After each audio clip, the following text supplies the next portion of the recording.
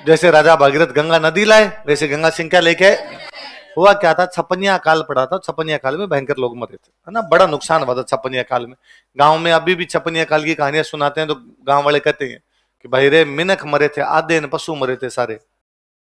पशु तो सारे मर गए, खाने पीने के लिए कुछ बचा ही नहीं, और मनुष्यों के लिए नहीं बचा, तो आधे तो वो भी सलट गए थे। और वैसे यूं कहानियां कि खेजड़ी के जो छाल होती है, छाल, उसको पीस के पानी के साथ सीधी सीधी पी ली उसको, और कोई तरीका ही नहीं बचा आपके पास। क्या खाते क्या पीते कुछ ही नहीं बचा था। इतना भयंकर छपनिया काल था। इवन मतलब छपनिया काल की दहशत अब जाके लोगों में कम हुई होगी, अब हम जानते नहीं। बाकी पहले जो दुकानदार होता था वो अपनी खाता बही में 56 नंबर का पेज नहीं बनाता था, 55 के बाद पेज नंबर 57। जैसे 13 का अंक शुभ नहीं मानते कई जगह, कई होटलों में 13 नंबर का कमरा नहीं होता, room number 12, room number 14 direct, 13 number का नहीं। अंग्रेजों ने चंडीगढ़ बसाया, चंडीगढ़ में 13 नंबर सेक्टर नहीं है। Sector number 12, sector number 14, 13 number का सेक्टर नहीं, क्योंकि अंग्रेजों के 13 को अच्छा नहीं मानते। अपने तो मानते थे, अपने 13 को बुरा नहीं मानते थे।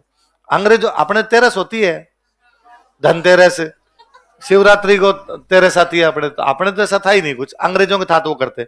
अपने यहाँ 56 कई सालों तक यूं बड़ा बुरा रहा था, सुबह सुबह उठ के कोई 56 नाम लेता, घर वाले कूट दे, छप्पन काल का नाम ले लिया।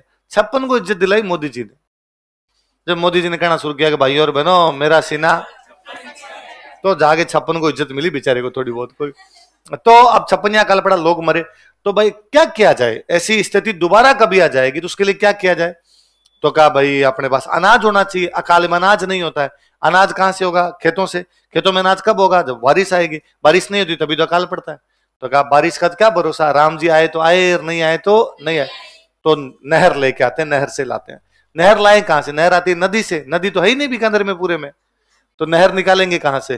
तो कहा फिर पंजाब से नहर लाते हैं। कहां से लाते हैं, पर दिक्कत दूसरी, पंजाब अंग्रेजों के पास है, तो अंग्रेजों वाले देश से अपने वाले देश में कैसे लेके आओगे। पर गंगा सिंह अंग्रेजों से ठीक बनती थी, तो अंग्रेजों को कहा कि तुम मुझे नहर लाने दो, ये पानी इधर लाने दो, और बाकी मैं मैनेज कर लूंगा नहर वगैरह का, तुम तो पानी दे दो मेरे को। तो अंग्रेजों का ठीक है।